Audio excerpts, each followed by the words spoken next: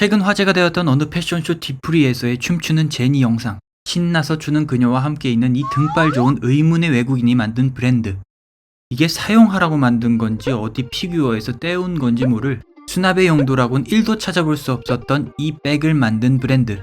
이걸 쓰고 거리를 활보하는 순간 관중의 끝을 볼 수 있는, 햇빛 하나는 제대로 가려줄 것 같지만 목에 디스크가 올 것 같은 저 모자를 디자인한 브랜드.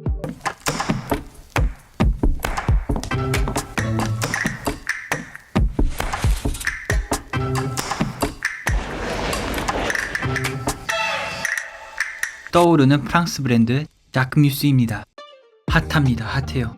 저와 나이 차이가 별로 안 나는데도 내보이는 패션쇼마다 세계가 주목하는 디자이너 시몬 뻑트는 인생 자체가 한편의 현재 진행형 영화 같습니다. 90년생인 그는 인구수가 8,000명을 간신히 넘기는 프랑스 남부 깡촌에서 태어났습니다. 농업에 종사하는 부부 밑에서 자란 그가 패션을 처음 접하게 된 곳은 바로 TV 스크린이었습니다. 영화로부터 알게 된 패션은 그에게 패션에 대한 동경과 파리에 대한 환상을 갖게 했습니다. 그 막연한 꿈 하나로 프랑스 나이 18세에 맨몸으로 파리에 상경합니다. 그리고 S모드라는 패션 전문 학교에 입학하게 되는데, 학교를 다니다 보니 창의력과 창작 욕구라곤 찾아볼 수 없는 교육 시스템과 놀기 바쁜 동기들에게 큰 실망을 하였고, 입학한 지 3달 만에 학교를 나와 패션 매거진에서 일하게 됩니다. 직장 생활을 하면서도 자기가 하는 일에 확신이 없었던 그에게 모든 걸 송두리째 바꾼 사건이 발생합니다. 바로 교통사고로 인한 어머니의 죽음.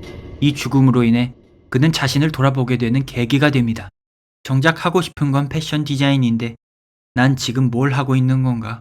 이런 식으로 남들과 똑같은 길을 가다간 10년도 더 걸리겠다. 하고 싶은 일을 언제 하는지를 사회가 결정하게 두지 말자. 내 스스로 정하자.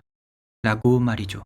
그리고는 바로 그 다음 해에 돌아가신 어머니의 이름을 따서 자크뮤스라는 브랜드를 냅니다. 당시 그의 나이 20살, 한국 나이로 21살이었습니다. 하지만 한낱 21살이 뭐가 있겠습니까?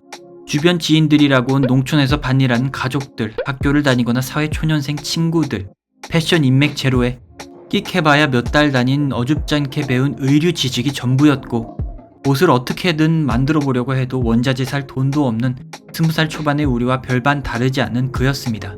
그래서 그는 파리를 청산하며 남은 돈, 간간히 아르바이트를 해가며 모은 돈 등 있는 돈 없는 돈 다 끌어모아 의류를 만들기 시작합니다. 처음부터 돈이 너무나 부족한 탓에 단추, 지퍼 등의 부자재를 전혀 달지 못했고, 호주머니, 허리 밴드 등의 디테일을 다 뺀 치마를 만듭니다. 그걸 치마라고 불러서 치마지 그냥 허리에 걸칠 수 있게 만든 디테일 하나 없는 천조가리에 불과했죠. 이 아무것도 없는 밋밋한 디자인이 오늘날 자크뮤스 미니멀리즘의 근간이 된 것이죠. 가난하고 제한이 많은 상황에서 할 수 있는 것들을 찾아내고 그것을 시작하는 실행력이 성공한 사람들의 공통적인 특징이죠.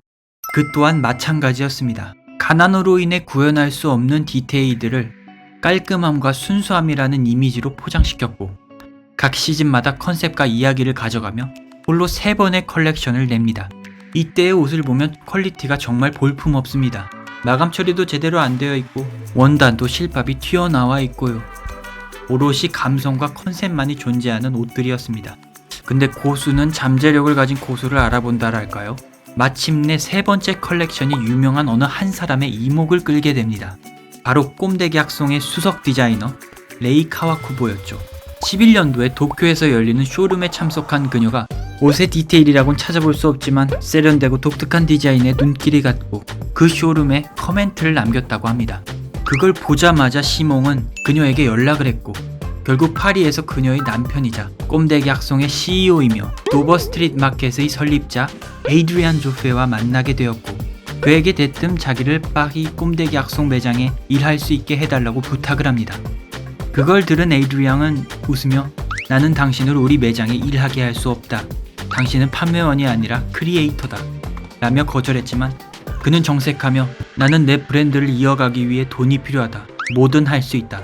라며 판매원을 자처했고, 결국 그들은 일하는 대가로 그의 디자인 활동에 경제적 지원을 약속합니다.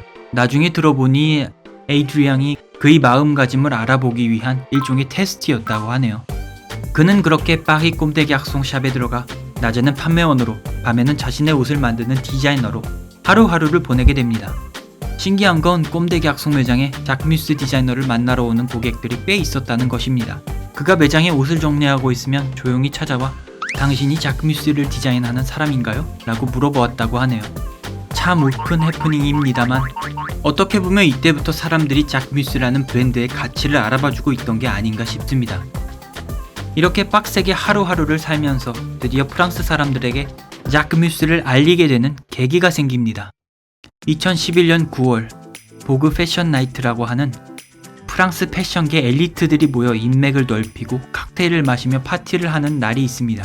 거리엔 페피들이 돌아다니며 기자들은 사진을 찍으며 인터뷰를 하는 그런 행사입니다. 파리 전체가 북적였는데 그는 이날을 위해 6개월 전부터 페이스북 같은 각종 SNS에서 자신이 만든 옷들과 어울릴 만한 젊은 여성들에게 연락을 하였고 당일날 와달라고 부탁을 했습니다. 프로 모델을 쓸 돈이 없는 그에겐 이건 하나의 전략이었죠. 그리곤 자신이 만든 옷을 입히고 3355 모여서 시위를 하듯이 편말을 들고 거리를 활보하게 합니다.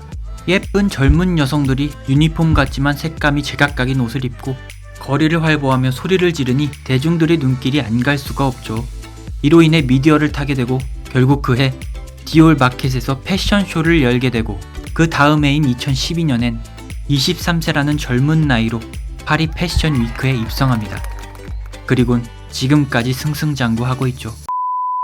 자크뮤스 하면 인스타 얘기를 안 할 수가 없습니다. 여타 브랜드의 공식 계정들은 공들여 만든 신상과 그걸 입고 있는 모델 그리고 엄청난 돈을 들여 만든 광고를 보여주는데 급급한 반면 자크뮤스의 공식 인스타는 브랜드의 컬렉션과 광고는 물론이고 자신의 개인적인 삶까지 가리지 않고 업로드하여 모든 사람들에게 공개합니다. 이걸 보면 사실 브랜드를 마케팅한다기보다 디자이너 본인을 브랜딩하는 느낌이 듭니다.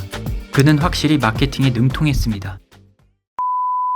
그의 패션 철학은 패션이 단순한 의류 디자인이 아니라 옷의 이야기를 담아내어 그 전체의 분위기가 옷에서부터 느껴져야 한다 라고 합니다.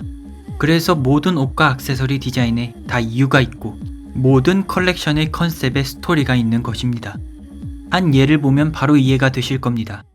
20FW의 이 옷을 보실까요? 97년도라는 주제를 가진 이때의 컬렉션은 당시 8살이었던 그가 아마 재질의 베이지색 커튼을 잘라 처음으로 어머니를 위한 치마를 만들었던 기억을 토대로 만들었다고 합니다. 옷을 착용하고 있는 이 모델도 자신의 어머니와 가장 닮은 사람을 찾아서 채용했다고 하네요. 그의 영감들은 대부분 자신의 고향, 프랑스의 햇살과 자연, 고전 영화와 거기에 출연한 여배우들, 그리고 그의 어머니라고 합니다. 어떻게 보면 진부하고 고전적인 소재에서 영감을 받았어도 시대에 뒤처지는 디자인이란 느낌을 받는다기보단 신선하고 트렌디합니다. 아니, 트렌드가 됩니다. 많은 것을 이뤄냈음에도 아직도 많은 기회와 시간이 있는 젊은 디자이너 시몽 뽁드와 그의 브랜드 자크뮤스의 이야기였습니다. 재밌고 유익한 이야기로 돌아오겠습니다. 시청해주셔서 감사합니다.